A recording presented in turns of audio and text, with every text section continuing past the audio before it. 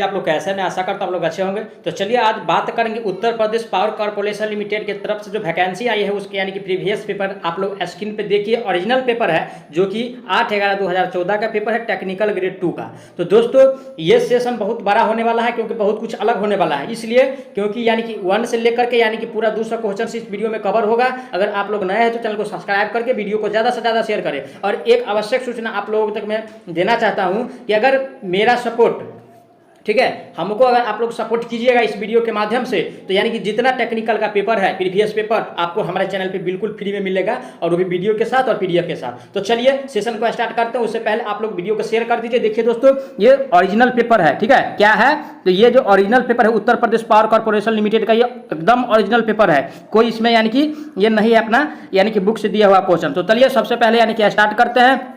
आज का पहला प्रश्न क्या दिया हुआ है? आज का पहला प्रश्न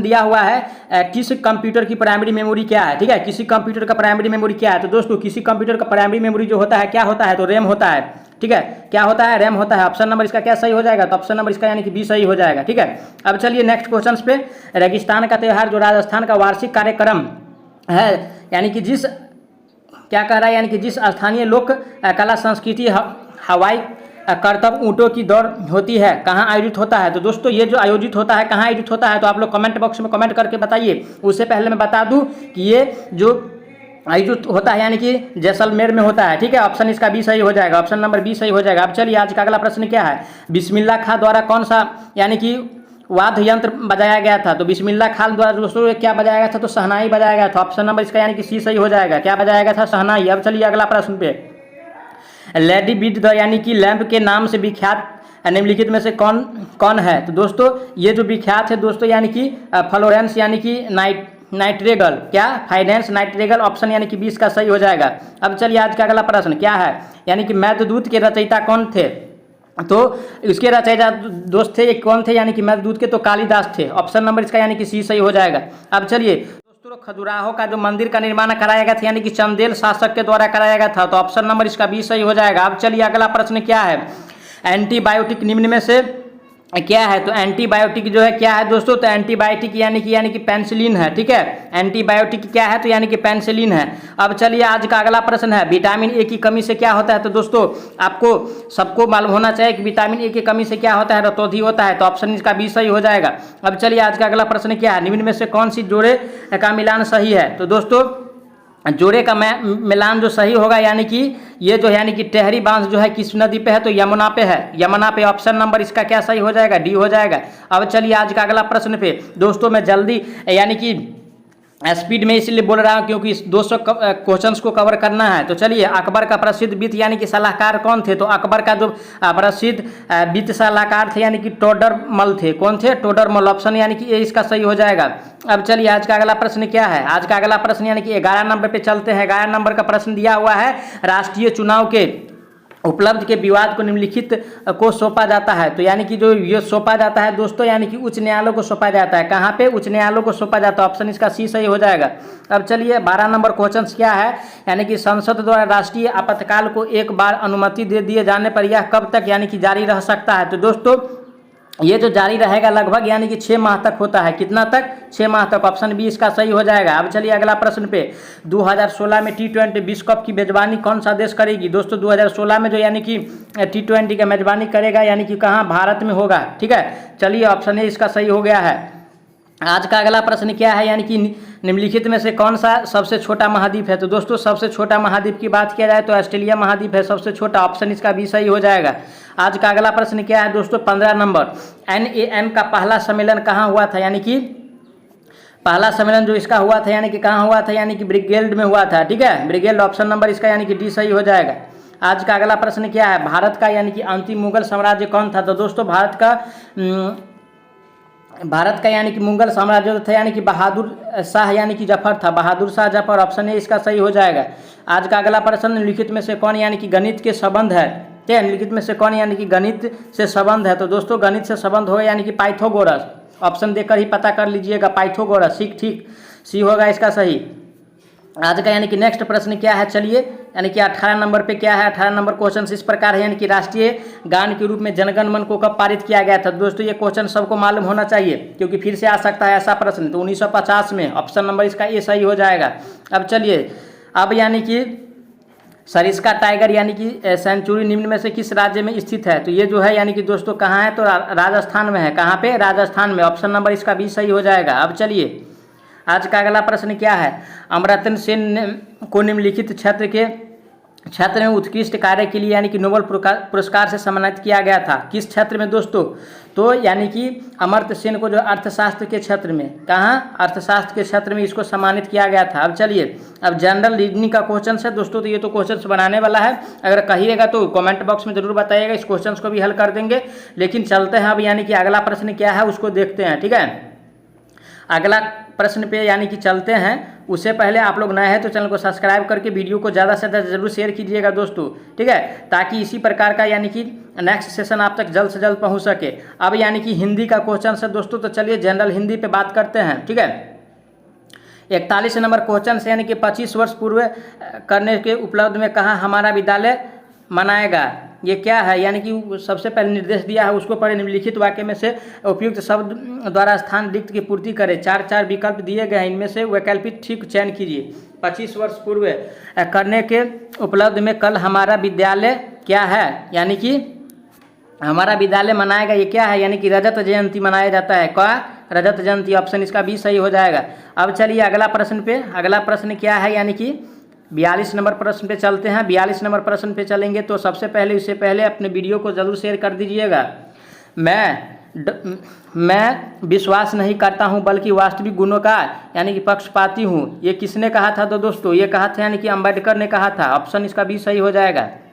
आज का अगला प्रश्न है, मनुष्य यानी कि मानशीलता प्राणी, मनुष्य का मानशीलता प्राणी जो है यानी कि दोस्तों इस प्रकार का क्वेश्चन दिया हुआ है। तो मैं इस सबको यानी कि स्किप करता हूं, अगर बोलिएगा तो आप लोग इस सबको यानी कि करा देंगे अपने वीडियो के माध्यम से।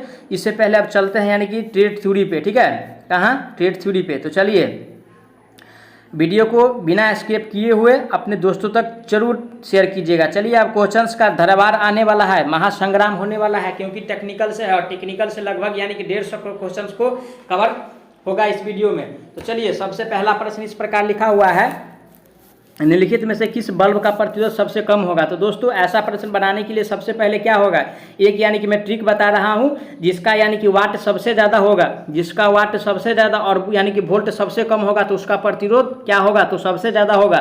जिसका यानी कि वोल्ट सबसे ज़्यादा, जिसका वोल्ट सबसे कम और यानी कि वाट सबसे ज़्यादा, उसका प्रतिरोध अत्यधिक हो जाएगा। तो ऑप्शन यानी कि ऐसा कौन सा दिख रहा है, तो ऑप्शन डी दिख रहा है। देखिए यहाँ पे डी आंसर भी है। ठीक है, आज का अगला प्रश्न पे बात करते हैं 52 नंबर पे, यानी कि फ्यूज सामग्री के रूप में निम्नलिखित में से किसका प्रयोग नहीं किया जाता है। तो दोस्तों नहीं की बात कर रहा है। फ्यूज यानी कि कॉपर का भी बना होता है, ठीक है, एल्युमिनियम का भी बना सकते हैं, सिल्वर का, लेकिन कार्बन को जो है कभी भी फ्यूज बना सकते हैं तो नहीं बना सकते हैं। तो ऑप्शन इसका यानी कि डी सही हो जाएगा। अब चलिए आज का अगला प्रश्न, इलेक्ट्रोप्लेटिंग के लिए बिजली का सप्लाई होनी चाहिए। तो दोस्तों इलेक्ट्रोप्लेटिंग के लिए जो सप्लाई होता है ओनली फॉर क्या होना चाहिए, तो ओनली फॉर डीसी सप्लाई होना चाहिए। इलेक्ट्रोप्लेटिंग के लिए क्या, डीसी सप्लाई होना चाहिए। ऑप्शन ए इसका सही हो जाएगा। इस प्रकार यानी कि अर्धचालक निम्न में से क्या है, तो अर्धचालक की अगर बात किया जाए तो सिलिकॉन होता है, जर्मेनियम होता है। ऑप्शन किस में दिया है, सिलिकॉन जर्मेनियम, तो ओनली फॉर सिलिकॉन दिया हुआ है ऑप्शन सी में, तो इसका यानी कि सी सही हो जाएगा। अब चलिए आज का अगला प्रश्न क्या है, भारत में बिजली की सप्लाई की मानक आवृत्ति कितना है। तो दोस्तों भारत की अगर बात किया जाए तो कितना है, यानी कि 50 हर्ट्ज है। ठीक है, भारत की बात किया जाए तो यानी कि 50 हर्ट्ज, वहीं पर अमेरिका की बात किया जाए तो दोस्तों यानी कि 60 हर्ट्ज होता है। तो ऑप्शन किस में दिया हुआ है, 50 हर्ट्ज, तो ऑप्शन ए में दिया हुआ है। ठीक है, तो ऑप्शन ए सही हो जाएगा। नेक्स्ट प्रश्न है, ट्रांसफार्मर तेल का निम्नलिखित में से कौन सा कार्य नहीं है। तो प्राइमरी कॉइल को ठंडा करना, सेकेंडरी कॉइल को ठंडा करना, अतिरिक्त इंसुलेशन प्रदान करना, प्रेरक युग्म प्रदान करना।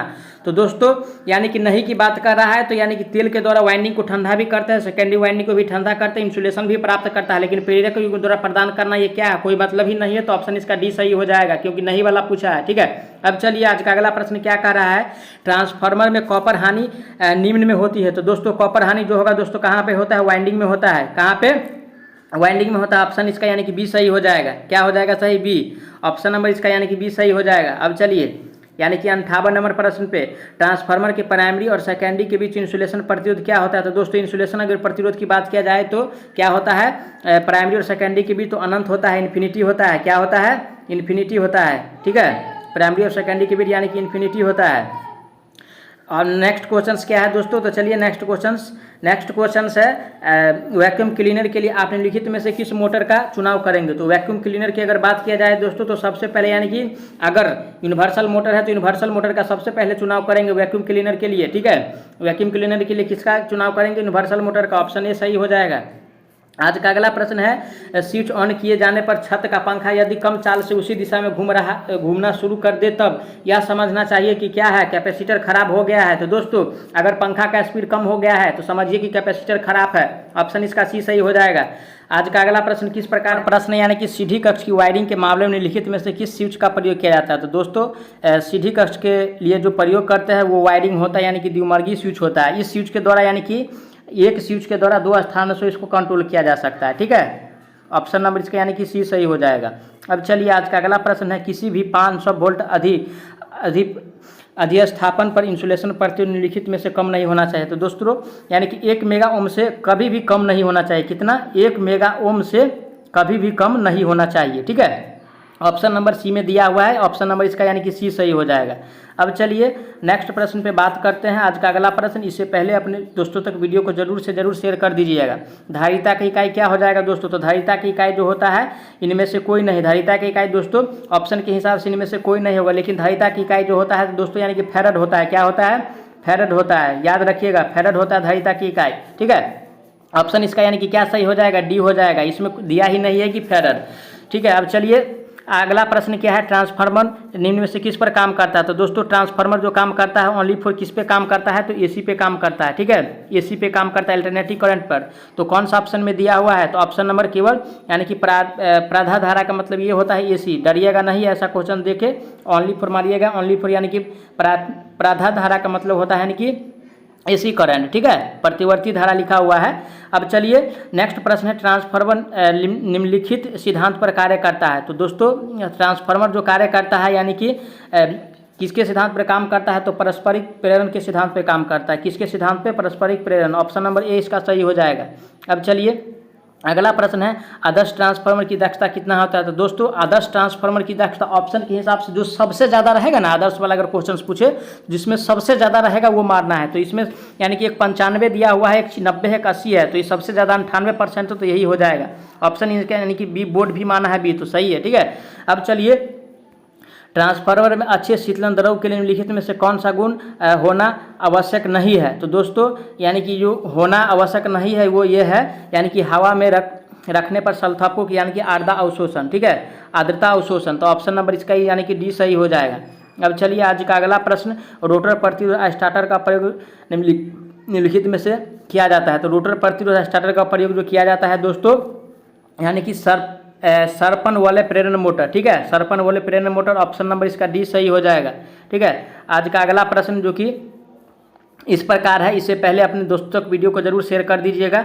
यानी कि अल्टरनेटर को ऑनलाइन नहीं किया जा सकता है यदि इसकी टर्मिनल वोल्टेज भी नेटवर्क वोल्टेज के सदृश्य है, इसके जनरेटर की आवृत्ति एफ नेटवर्क की आवृत्ति के बराबर है, अल्टरनेटर और नेटवर्क के फेज अनुक्रम संपाती, अल्टरनेटर नेटवर्क के फेज संबंध संपाती नहीं है। दोस्तों अगर फेज अनुक्रम संपाती नहीं है तो इसको क्या करेंगे, ऑनलाइन नहीं किया जा सकता है। तो ऑप्शन इसका यानी कि डी सही हो जाएगा, ठीक है। अब चलिए आज का अगला प्रश्न है, चलो लोह किस्म की मापियों का प्रयोग किया जाता है। जब ये लोह किस्म का है दोस्तों ना, जब लोह किस्म का आ जाएगा तो एसी और डीसी दोनों के लिए हो जाएगा। वहीं पे अगर कुंडली की बात किया जाए, इसमें क्वेश्चन पूछ लेता है कि चल कुंडली प्रकार का माप यंत्र का प्रयोग कहाँ किया जाता है। जब कुंडली आएगा तो ओनली फॉर डीसी, ठीक है। वहीं पे अगर कॉइल की बात किया जाए तो यानी कि डीसी हो जाता है, लेकिन एसी जो मापता है क्या मापता है, इंडक्शन के द्वारा एसी मापा जाता है। चलिए अगला प्रश्न क्या है, तो भू संपर्क निम्नलिखित की सुरक्षा प्रदान करता है। तो दोस्तों भू संपर्क जो है यानी कि किसका सुरक्षा प्रदान करता है, तो मानव का सुरक्षा प्रदान करता है। ऑप्शन नंबर यानी कि इसका सी सही हो जाएगा। आज का अगला प्रश्न है, विद्युत ऊर्जा की खपत निम्नलिखित के द्वारा मापी जाती है। तो दोस्तों विद्युत ऊर्जा की खपत जो मापा जाता है किसके द्वारा, तो ऊर्जा मापी के द्वारा मापा जाता है। ऑप्शन नंबर इसका यानी कि बी सही हो जाएगा।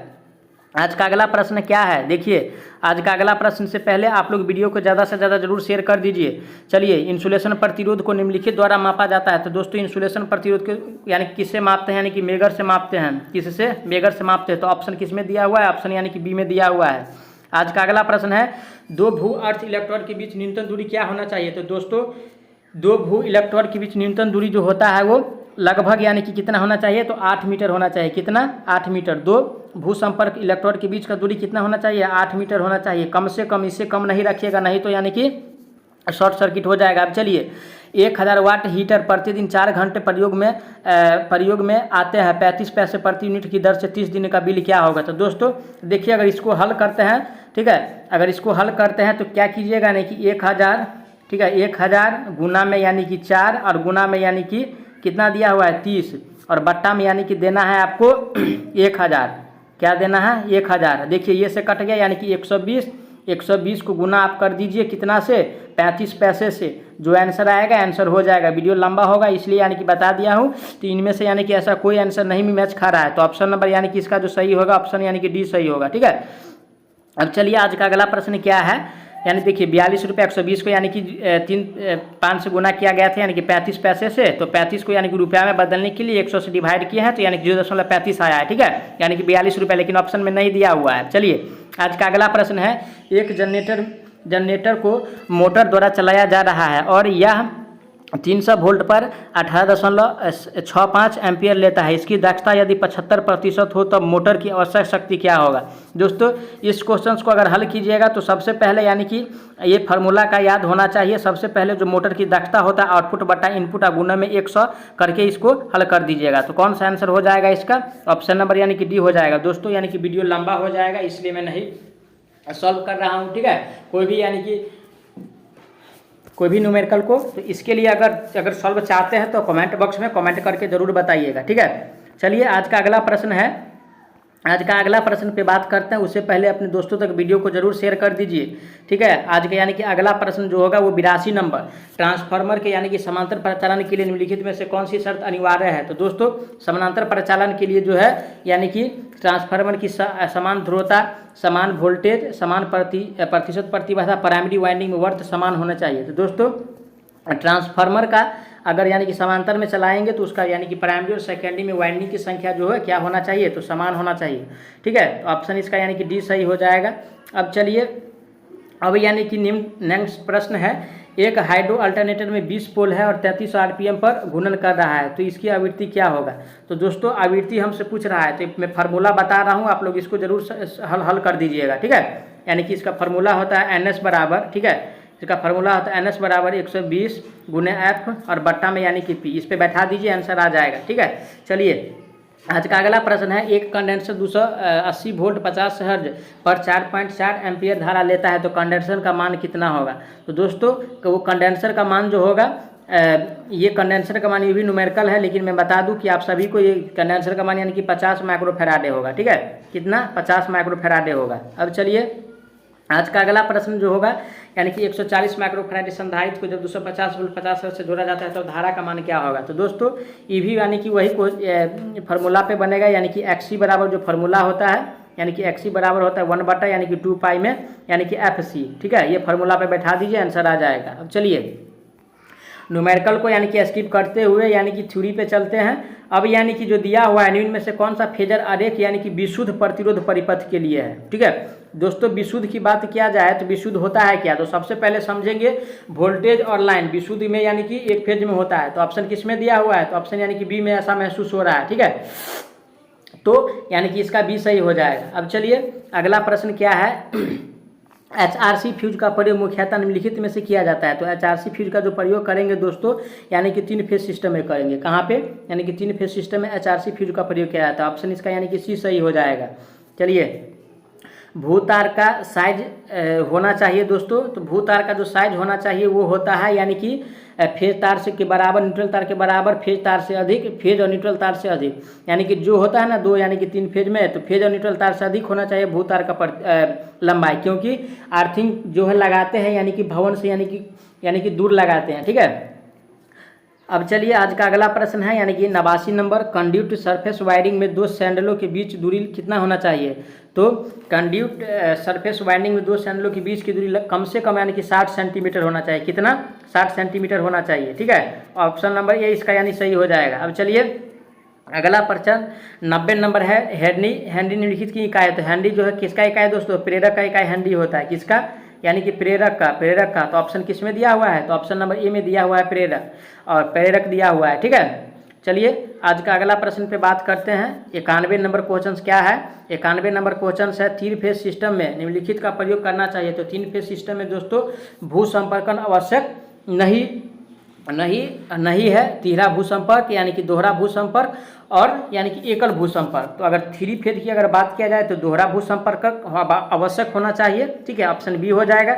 वहीं सिंगल फेज की बात किया जाए तो यानी कि एक भू संपर्क होना आवश्यक है। ठीक है, अब चलिए अगला प्रश्न पे, सर्वोत्तिक मोटर निम्नलिखित पर चल सकती है। तो सर्वोत्तिक मोटर जो है यानी कि एसी और डीसी दोनों पर चल सकता है। आप लोग कन्फ्यूज नहीं होइएगा। ठीक है, कि सर्वोत्तिक क्या होता है, तो सर्वोत्तिक यानी कि यूनिवर्सल मोटर को कहा जाता है। किसको, यूनिवर्सल मोटर को सर्वोत्तिक मोटर कहा जाता है। याद रखिएगा, यूनिवर्सल मोटर को सर्वोत्तिक मोटर, और इसको एसी और डीसी दोनों पर चला सकते हैं। ठीक है, अब चलिए हीटर निम्नलिखित पर कार्य करता है। तो हीटर जो है दोस्तों यानी कि किस पर काम करता है, तो प्रतिरोध भार पे काम करता है। हीटर में क्या होता है, उच्च प्रतिरोध के कारण वो गर्म होता है। ठीक है, ऑप्शन यानी कि इसका सी सही हो जाएगा। अब चलिए आज का अगला प्रश्न है, प्रेषण लाइन में तंडित विरामक का प्रयोग निम्नलिखित के लिए किया जाता है। तो ये जो करते हैं दोस्तों किसके लिए करते हैं, ठीक है, तो यानी कि उपरोक्त दोनों के लिए, लाइन की सुरक्षा के लिए और ट्रांसफार्मर की सुरक्षा के लिए भी तंडित रोधक का उपयोग किया जाता है। दोनों के लिए इसका उपयोग करते हैं। ऑप्शन इसका सी सही हो जाएगा। चलिए आज का अगला प्रश्न है, ब्रिज रेक्टिफायर में डायोड की न्यूनतम संख्या कितना है। दोस्तों ब्रिज रेक्टिफायर में डायोड की न्यूनतम संख्या कितना होता है, तो 4, ऑप्शन यानी कि डी में दिया हुआ है। वहीं पे फुल वेव रेक्टिफायर की अगर बात किया जाए तो 2 डायोड की संख्या, वही हाफ वेव रेक्टिफायर की अगर बात करता तो कितना, 1 डायोड की संख्या। हाफ वेव में 1, फुल वेव में 2, और ब्रिज में यानी कि 4 डायोड होता है। ठीक है, ध्यान रखिएगा। अगला प्रश्न इस प्रकार दिया हुआ है, ट्रांजिस्टर का भाग निम्नलिखित में से कौन सा नहीं है। तो ट्रांजिस्टर का भाग जो होता है तो दोस्तों यानी कि एनोड नहीं होता है, जबकि संग्राहक होता है। ठीक है, संग्राहक होता है, उत्सर्जक होता है और आधार होता है, लेकिन एनोड नहीं होता है। अगला प्रश्न क्या है, चल कुंडली मीटर जिसकी प्रतिरोध 20 ओम है और जो 50 माइक्रो एम्पीयर पर पूर्ण स्केल विक्षेप उत्पन्न करता है, उसके द्वारा 150 वोल्ट मापने के लिए शंट का मान क्या होगा। तो दोस्तों शंट का मान जो होगा 1980 होगा। ठीक है, 1980 होगा। ये न्यूमेरिकल है, इसको यानी कि हल कीजिएगा, मैं फार्मूला बता रहा हूँ। ठीक है, चलिए न्यूमेरिकल का वीडियो अलग से मैं बना दूंगा। ये भी न्यूमेरिकल है, इसको भी यानी कि आगे स्किप कीजिए। अब चलिए आज का प्रश्न जो कि दोस्तों आज का यानी कि अगला प्रश्न है, यानी 99 नंबर, 3 फेज 6 पोल प्रेरण मोटर की तुल्यकालिक चाल क्या होगा। तो दोस्तों ये यानी कि अपना मन में भी बना सकते हैं, क्योंकि 6 पोल है तो नीचे रख दीजिए, और 120 × 50, तो यानी कि इसका आंसर जो होगा दोस्तों 1000 RPM होगा। ठीक है, कितना, 1000 RPM होगा। ऑप्शन नंबर यानी कि इसका ए सही हो जाएगा। अब चलिए आज का अगला प्रश्न क्या है, 220 ओम प्रतिरोधक की मीटर की 2 एम्पीयर धारा लेती है, इसकी प्रयुक्त वोल्टेज कितना होगा। तो दोस्तों इसका प्रयुक्त वोल्टेज जो होगा कितना होगा, वो यानी कि 440 वोल्ट होगा। ठीक है, 440 वोल्ट। ये फार्मूला पे बैठा दीजिएगा, V = IRP, ये बन जाएगा। ठीक है, अब चलिए नेक्स्ट क्वेश्चन क्या है, ए वर्ग इंसुलेशन निम्नलिखित के तापमान सहन कर सकता है। तो दोस्तों मैं सभी यहाँ पे लिख रहा हूँ, क्या होता है YAB, ठीक है, YAB FCH, YAB EFCH होता है। ठीक है, तो Y का होता है 90, ठीक है, A का होता है 105, B का होता है 120। ठीक है, ये सब याद रखिएगा। तो हमसे क्या पूछ रहा है, तो ए का पूछ रहा है, तो ए का कितना होता है 105 डिग्री। तो ऑप्शन नंबर किस में दिया हुआ है 105, तो ऑप्शन नंबर यही में दिया है 105, तो 105 सही हो जाएगा। अब चलिए देखिए है ना, YAEBFH है। अब चलिए ऑटोमेटिक बिजली की प्रेस का थर्मोस्टेट निम्नलिखित के अनुसार कार्य करता है। तो दोस्तों वो जो काम करेगा, जब ये थर्मोस्टेट की बात किया जाएगा तो यानी कि तापमान जहाँ रहेगा आसानी से उसमें ठीक करना है। ठीक है, ट्रिक है ये।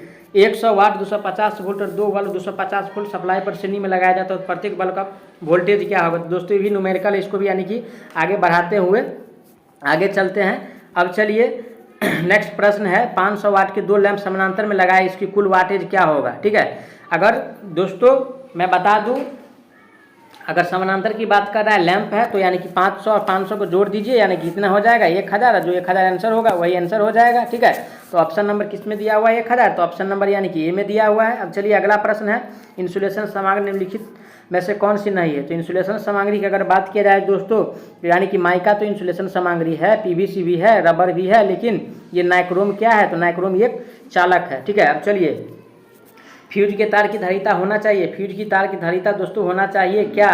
तो भार के धारा के बराबर, भार की धारा से कम, भार धारा से अधिक होना चाहिए, तब ना वो, यानी कि अगर अधिक नहीं होगा तो फ्यूज यानी कि डिस्कनेक्ट कर देगा। ठीक है, सर्किट को अलग कर देगा। तो ऐसा में यानी कि क्या है, कोई भी यानी कि डिवाइस काम नहीं करेगा। नेक्स्ट क्वेश्चन है, किसी प्रतिवर्ती धारा परिपथ का 40 ओम और इतना इतना ओम है। दोस्तों ये भी क्वेश्चन सीजी है, तो इसको भी हल कर दीजिएगा, तो लगभग 50 आंसर इसका आएगा। ठीक है, अब चलिए, ट्रांसफार्मर का कोर बनाने के लिए सबसे उपयुक्त सामग्री कौन सा है? तो दोस्तों ट्रांसफार्मर का जो कोर बनाते हैं वो किसके द्वारा? तो यानी कि ये कोर बनाया जाता है यानी कि अतवैलित यानी कि कण विन्यास इस्पात के द्वारा। ठीक है, ऑप्शन यानी कि इसका 20 सही हो जाएगा, ऑप्शन नंबर 20 सही हो जाएगा। अब चलिए, आज का अगला प्रश्न क्या है, 109 नंबर पे बात करेंगे। ठीक है, एकल फेज मोटर को स्टार्ट करने की सबसे अर्थमितीय विधि क्या है? तो अर्थमितीय का दोस्तों समझना, यहाँ पे अर्थमितीय का मतलब यानी कि आसान है। ठीक है, आसान कह रहा है, तो आसान जो होगा, सबसे जो होगा विधि वो संधारित क्या होगा, यानी कि संधारित स्टार्ट विधि के द्वारा इसको मोटर को स्टार्ट कर सकते हैं। निम्नलिखित में से, नेक्स्ट प्रश्न, निम्नलिखित में से कौन सी एकल फेज मोटर सबसे सस्ती है? तो सबसे सस्ती होगा यानी कि संधारित स्टार्ट मोटर। ठीक है, ऑप्शन ए इसका यानी कि सही हो जाएगा। अब चलिए, नेक्स्ट क्वेश्चन, यानी किसी अल्टरनेटर की चाल यानी कि 3600 आरपीएम से कम करके 1800 आरपीएम कर दिया जाए, तब जनरेटर का विद्युत वाहक बल लगभग कितना होगा? तो दोस्तों ये जो होता है यानी कि एन का डायरेक्टिव प्रोपोर्शनल होता है यानी कि स्पीड। ठीक है, फ्लक्स फाई, तो अगर इसको यानी कि आधा कीजिएगा, ठीक है, इसको आधा कीजिएगा तो स्पीड भी आधा हो जाएगा, और स्पीड को दुगना कीजिएगा तो फ्लक्स भी आधा, फ्लक्स को आधा कीजिएगा तो यानी कि स्पीड भी यानी कि आधा हो जाएगा। तो आधा की बात किया है, तो ऑप्शन नंबर यानी कि ये सही हो जाएगा, आधा। ठीक है, ये हो जाएगा। अब चलिए, आज का अगला प्रश्न है, क्लैंप ऑन मीटर में धारा मापने के लिए किसका उपयोग किया जाता है? तो दोस्तों क्लैंप ऑन मीटर में धारा को मापने के लिए चालक के चारों ओर जौ निकाल देना चाहिए। क्या? चालक के चारों ओर क्या होना चाहिए? तो जौ निकाल देना चाहिए। अब चलिए, अगला प्रश्न है, संधारित्र किस्म के पंखे में संधारित्र यदि लघुपतित हो जाए तो पंखा क्या होगा? तो पंखा जो होगा, संधारित्र अगर लघुपतित है तो पंखा नहीं चलेगा। ऑप्शन ए नंबर इसका सही हो जाएगा। अब चलिए, आज का अगला प्रश्न क्या है, उससे पहले, अगला प्रश्न से पहले आप लोग वीडियो को जरूर शेयर कर दीजिएगा अपने दोस्तों तक। ठीक है, क्योंकि अगर आपके सपोर्ट के बिना नेक्स्ट वीडियो नहीं बन पाएगा। ठीक है, अगर सपोर्ट मिलेगा तो आप लोगों तक सबसे पहले नेक्स्ट यानी कि शिफ्ट का प्रश्न आप लोगों तक पहुंच जाएगा। अब चलिए, अगला प्रश्न है, श्रेणी परिपथ एक परिपथ है जिसमें केवल एक पथ होता है तथा धारा प्रवाहित होता है। एकदम सही बात है दोस्तों, श्रेणी में केवल एक पथ होता है और धारा प्रवाहित होता है। ठीक है, श्रेणी में एक पथ होता है और धारा प्रवाहित होता है। अब चलिए, सुरक्षा के दृष्टिकोण से स्विचों को निम्नलिखित का नियंत्रण करना चाहिए।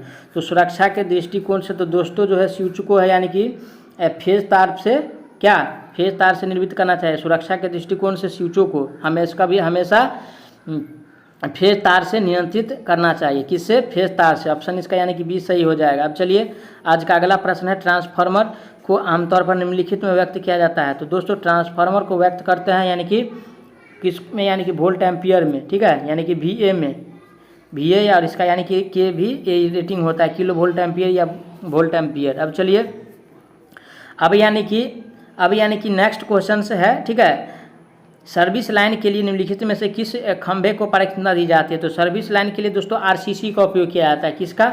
RCC का। आप लोग कहिएगा कि RCC क्या होता है? तो RCC को यानी कि जैसे कंक्रीट सीमेंट होता है, ठीक है, रेनफोर्स कंक्रीट सीमेंट होता है। तो ऑप्शन किस में दिया हुआ है? ऑप्शन नंबर ए में दिया हुआ है। अब चलिए, अगला प्रश्न, आज का अगला प्रश्न इस प्रकार दिया हुआ है कि निम्नलिखित में से कौन सी युक्ति प्रतिवर्ती धारा को दृश्य धारा में परिवर्तित कर सकती है? तो दोस्तों प्रतिवर्ती धारा को दृश्य धारा की अगर बात किया जाए तो वो रेक्टिफायर के द्वारा होगा। किसके द्वारा?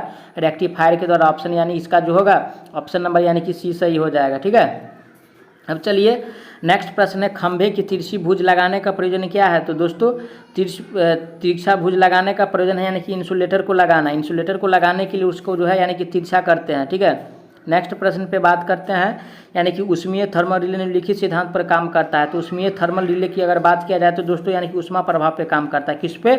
ऊष्मा प्रभाव पे काम करता है। ऑप्शन यानी कि 20 सही हो जाएगा। अब चलिए, आज का अगला प्रश्न, एक स्क्विरल गेज प्रेरण मोटर चलते समय बहुत शोर कर रहा है और जिस पात्र में ग्रीज है वह बहुत गर्म हो रहा है, इसका कारण क्या है?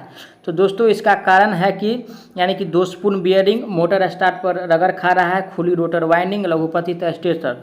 तो दोस्तों यानी कि दोषपूर्ण बेयरिंग के कारण ऐसा यानी कि जो है यानी कि फॉल्ट होगा, किसके कारण? दोषपूर्ण बेयरिंग के कारण। ऑप्शन नंबर यानी कि इसका डी सही हो जाएगा। चलिए अगला प्रश्न है, 3 फेज मोटर की किन्हीं 2 सप्लाई लीडों को आपस में बदल देने से क्या होगा? तो दोस्तों आपस में बदलने से मोटर को जो दिशा होगा वो उत्क्रमित हो जाएगा, जिस दिशा में घूम रहा है उस दिशा की उल्टी दिशा में हो जाएगा। जिस दिशा में मोटर चल रही है उसकी दिशा चलने लगती है, उसकी उल्टी दिशा में चलने लगती है। एकदम सही बात है, ऑप्शन बी सही हो जाएगा। ठीक है, अब चलिए आज का अगला प्रश्न बात करते हैं। उससे पहले अपने दोस्तों तक वीडियो को जरूर शेयर कर दीजिए। आज का नेक्स्ट प्रश्न, निम्नलिखित के कार्य करने में यानी कि पीजो इलेक्ट्रिक प्रभाव का प्रयोग किया जाता है। तो दोस्तों पीजो इलेक्ट्रिक प्रभाव वो किसके, यानी कि माइक्रोफोन। ठीक है, माइक्रोफोन का। ऑप्शन नंबर इसका यानी कि बी सही हो जाएगा, माइक्रोफोन के लिए।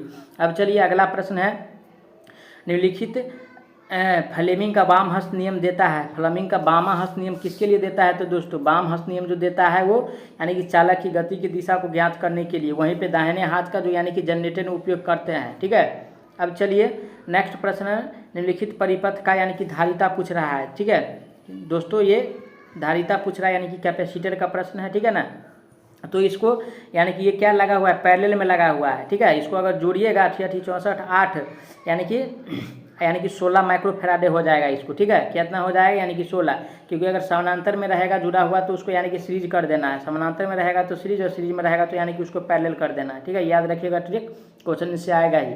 अब चलिए 3 पिन प्लग टॉप की अर्थिंग पिन अन्य 2 पावर पिनों में से मोटी रखी जाती है, जिसका कारण है कि सर्किट टर्मिनल के साथ प्लग टॉप टर्मिनल के गलत कनेक्शन से बचने के लिए अर्थ वायर के मामले में सामान्य भारी करंट होता है। संपर्क बिंदुओं पर वोल्टेज को कम से कम गिरावट के साथ भारी फेज अर्थ शॉर्ट संकट करंट वहन कर देना। तो दोस्तों ऑप्शन नंबर ए भी सही हो जाएगा इसका, और यानी कि जो है यानी कि सी भी सही होगा। तो यानी कि डी में दिया हुआ है ऐसा ऑप्शन। ठीक है, अब चलिए आज का अगला प्रश्न पे बात करते हैं। ठीक है, उससे पहले वीडियो को शेयर जरूर कर दीजिएगा अपने दोस्तों तक, ताकि यानी कि नेक्स्ट शिफ्ट का प्रश्न और नेक्स्ट ईयर का प्रश्न आप तक जल्द से जल्द पहुंच सके। ठीक है, अर्थिंग पीठ के चारकोल और यानी कि साल्ट प्रयोग करने का प्रयोजन क्या है? तो दोस्तों ये प्रयोग करते हैं यानी कि अर्थ इलेक्ट्रोड को गीला रखना तथा चलाकारी बनाए रखना। ऑप्शन बी में दिया हुआ है, अर्थ प्रतिरोध को कम करने के दृष्टिकोण से अच्छे भू संपर्क के साथ अर्थिंग प्लग या प्लेट के संपर्क क्षेत्र में वृद्धि करना। तो दोस्तों ये तो सही बात है, दोनों सही हो जाएगा। ऑप्शन नंबर यानी कि इसका यानी कि सी सही होएगा। ठीक है, आज का अगला प्रश्न पे बात करते हैं। VIR वायर में कॉपर चालक को सदैव टिंड किया जाता है, जिसका प्रयोजन है यानी कि चालक में जंग से बचने के लिए। ठीक है, चालक में जंग से बचने के लिए क्या करते हैं? वायर को टिंड कर देते हैं। ऑप्शन इसका ए सही हो जाएगा।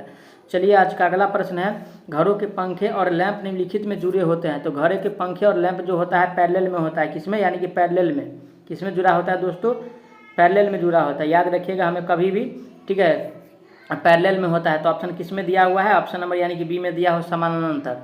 अब चलिए आज का अगला प्रश्न है, 2 वे सिंगल पोल स्विच निम्नलिखित के कनेक्शन का कंट्रोल करता है। तो 2 वे स्विच जो है दोस्तों यानी कि एक वायर 2 स्थिति में। ठीक है, एक वायर के द्वारा कहाँ 2 स्थिति में, जैसे कि इसको यानी कि सीढ़ीनुमा वायरिंग भी कहा जाता है। ठीक है, सीढ़ीनुमा भी कहा जाता है। ऑप्शन इसका बी सही हो जाएगा। अब चलिए आज का अगला प्रश्न, कार्यशाला की प्रकाश व्यवस्था के लिए निम्नलिखित में से किस किस्म की वायरिंग की प्राथमिकता दी जाती है? तो दोस्तों अगर कार्यशाला की अगर बात किया जाए तो उसमें जो वायरिंग दिया जाता है यानी कि पृष्ठ कंड्यूट वायरिंग, यानी कि ये गुप्त वायरिंग होता है। ठीक है, पृष्ठ कंड्यूट वायरिंग पृष्ठ पे यानी कि सतह पे होता है, जबकि गुप्त कंड्यूट वायरिंग का इसमें वरीयता नहीं दी जाती है। ठीक है, ऑप्शन डी सही हो जाएगा।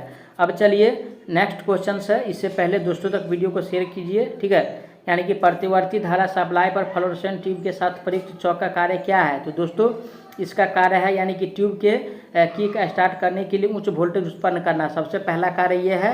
और चलते समय ट्यूब की डिस्चार्ज करंट के परिणाम को यानी कि सीमित करना। ठीक है, ये भी यानी कि इसका महत्वपूर्ण कार्य है। तो ऑप्शन नंबर इसका सी सही हो जाएगा, दोनों कार्य है तो ऑप्शन सी सही हो जाएगा। अब चलिए अगला प्रश्न है लूपित इन और लूपित आउट सिस्टम वाली घरेलू वायरिंग न्यूट्रल को निम्नलिखित से लूप इन और लूप आउट की जाती है।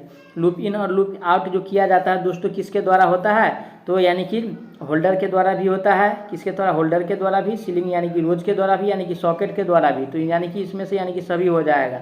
अब चलिए नेक्स्ट प्रश्न है, किसी उद्योग में 3 फेज मोटर लोड और प्रकाश लोड 3 फेज में संतुलित तौर पर यानी कि वितरित है। अगर उद्योग को 3 फेज 4 वायर सिस्टम द्वारा पावर की सप्लाई दी जाती है और यानी कि TNP स्विच यानी कि फ्यूज द्वारा नियंत्रित है, यदि न्यूट्रली लिंक ढीला हो और अगम सप्लाई का न्यूट्रल चालक इस व्यवस्था से होकर जाए तब निम्नलिखित में से क्या है। ठीक है, क्या होगा, तो दोस्तों ये जो होगा यानी कि ऑप्शन ए में दिया हुआ है, यानी कि मोटर ठीक ठाक चलेगी।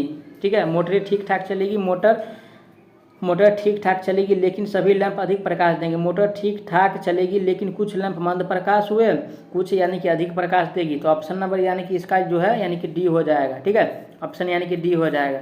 अब चलिए आज का अगला प्रश्न पे चलते हैं। आज का अगला प्रश्न है यानी कि दोस्तों, यदि मुख्य वितरण बोर्ड पर यानी कि 3 फेज 400 वोल्ट और 50 हर्ट्ज की सप्लाई आ रही है और भू संपर्क के लिए यानी कि बस बार भी लगा हो, तब 230 वोल्ट रेटिंग के लैंप और पंखे क्या होगा। तो यह मुख्य वितरण बोर्ड से 230 वोल्ट रेटिंग पंखे और लैंप को चलाया जा सकता है। दोस्तों ये जो होगा यानी कि जो होगा 230 वोल्ट रेटिंग के पंखे और लैंप को चलाया जा सकता है, लेकिन यह आई नियम के अनुसार नहीं है। चलाया तो जा सकता है लेकिन आई नियम के अनुसार ये नहीं है। तो ऑप्शन यानी कि इसका सी सही हो जाएगा। चलिए आज का अगला प्रश्न है, इस प्रकार दिया हुआ है। इससे पहले अपने दोस्तों तक यानी कि वीडियो को जरूर शेयर कीजिए। ठीक है, आज का अगला प्रश्न 136 नंबर, निम्नलिखित के प्रयोग से बिजली के कारण लगी आग को बुझाया जा सकता है। तो दोस्तों CTC के द्वारा बुझाया जा सकता है। किसके द्वारा, यानी कि CTC के द्वारा बुझाया जा सकता है। किसके द्वारा, CTC। ठीक है, CTC के द्वारा बुझाया जा सकता है। कार्बन टेट्राक्लोराइड इसका फुल फॉर्म होता है। तो किस में दिया हुआ है, ऑप्शन नंबर बी में दिया हुआ है। अब चलिए नेक्स्ट क्वेश्चन क्या है, ऊंची इमारतों में यानी कि नुकीले चालक लगाए जाते हैं क्योंकि वह मेघ से अवेश को हटाकर पृथ्वी पर स्थानांतरित कर देता है। तो ऑप्शन यानी कि इसका सी सही हो जाएगा। ठीक है, ऑप्शन नंबर यानी कि सी सही हो जाएगा। अब चलिए आज का अगला प्रश्न, फ्यूज वायर में निम्नलिखित 2 विशेषताएं होनी चाहिए। फ्यूज वायर में यानी कि दोस्तों क्या होना चाहिए, तो निम्न प्रतिरोध और निम्न गलनांक भी होना चाहिए फ्यूज वायर में। ठीक है, निम्न प्रतिरोध और निम्न गलनांक, ऑप्शन नंबर इसका डी सही हो जाएगा। अब चलिए आज का अगला प्रश्न है, विद्युत मापन यंत्रों में विद्युत ऊर्जा को निरूपित में रूपांतरित किया जाता है। ठीक है, विद्युत मापन यंत्र में विद्युत ऊर्जा को निम्नलिखित में रूपांतरित किया जाता है। तो जो मापन में होता है वो यांत्रिक ऊर्जा में क्या किया जाता है, बदला जाता है। ऑप्शन यानी कि बी सही हो जाएगा। अब चलिए आज का अगला प्रश्न है, इंसुलेशन प्रतिरोध ज्ञात करने के लिए ओम मीटर की तुलना में मेगर को प्राथमिकता देने का कार्य क्या है। तो दोस्तों इसका यानी कि कार्य है कि इसमें सेलों में प्रयोग नहीं किया जा सकता है। ठीक है, ऑप्शन नंबर एस भी सही है। ओम मीटर की उपेक्ष इसमें विभव अधिक है, ये भी सही है। यह प्रतिरोध की विस्तृत रेंज रिकॉर्ड करता है, ये भी सही है। तो ऑप्शन नंबर डी इसका सही हो जाएगा सब। ठीक है, ऑप्शन यानी कि डी सही हो जाएगा इसका। ठीक है, अब चलिए आज का अगला प्रश्न क्या है, इससे पहले अपने दोस्तों तक वीडियो को जरूर शेयर कर दीजिएगा।